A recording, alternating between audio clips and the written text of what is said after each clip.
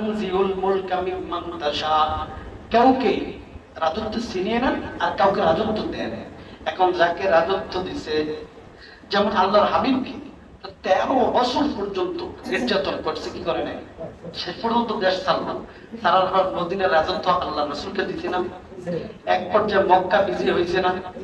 মক্কা বিজয় হওয়ার পরে আল্লাহ রাসূল কি বলছে, যারা যারা আমাকে কষ্ট দিছে একটারও রাখবা না, সব হত্যা করবা, সবার বাড়ি লুটপাট করবা, সবার নামে মামলা হামলা দেবা, বাড়ি তারাই করবা, দেশ তারা করবা। তবে ফৌজদারির কারণে, বেশি অপরাধীর কারণে যাদের আইনগত ব্যবস্থা নেওয়া দরকার, এমন কিছু লোককে আল্লাহ রাসূল হত্যা করতে বলছিলেন। যেমন কাবা ঘরের গেলাপ ধরে রাখলো, বলছে হত্যা করো। এমন কিছু লোক ছাড়া সবাইকে আল্লাহ রাসূল বলছিলেন আমার ভাই। ইউসুফ আলাইহিস সালাম যেইভাবে বলছেন সবাইকে মাফ করে দিয়েছেন, আমি নবী আজকে মক্কাবাসী সবাইকে মাফ করে দিলাম।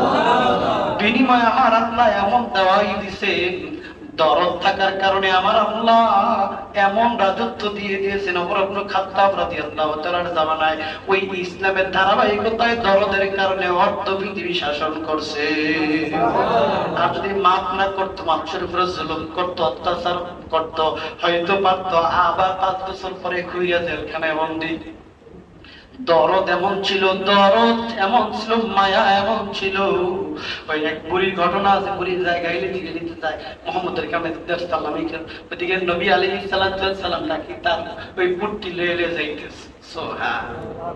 এখন যদি ক্ষমতা পাই আমরা আগুন লাগিয়ে দেই, ক্ষমতা পাইয়া যদি পিছনের প্রতিশোধ নেই, ক্ষমতা পাইয়া যদি সম্মান পাইয়া যদি অপব্যবহার করি, তাহলে কিন্তু বেশি দিনে সম্মান থাকবে না। কি কথা ঠিক না? এজন্য ঘোষণা করতে হবে যে যেই অপরাধ করছো, ইউসুফ নবী আলাইহিস সালাম মাফ করছেন, নবী আলাইহিস সালাম সুন্নাহ অনুযায়ী ঠিক একইভাবে মাফ করে দিয়েছেন, আমরাও ঠিক একইভাবে মাফ করে দিলাম। কি পারবো না? না মনে মনে রাখবো, পাইছি একটু গেট পাই দিদির মুখ লাগে না, এরা রাখা যাবে?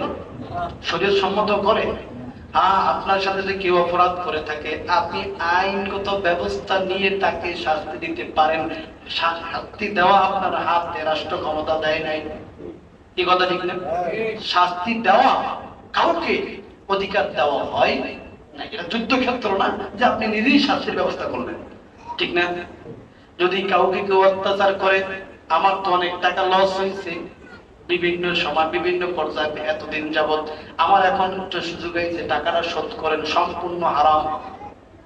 সম্পূর্ণ কি? রাষ্ট্রীয় কার্যক্রম ছাড়া কারো টাকা আত্মসাৎ করা যাবে না। হ্যাঁ, যদি কেউ মনে করে যে এটি আসলে দেশের পরিস্থিতি, রাজনীতির হাত, কেউ আইলে কেউ খাইবে, কেউ গেলে কেউ খাইবে, কিন্তু মূল কথা যেহেতু আমরা মুসলিম, কবরের দিকে রওনা করা লাগবে, হাসরের ময়দানে রওনা করা লাগবে, প্রত্যেকটা কার্যক্রমের হিসাব দেওয়া লাগবে।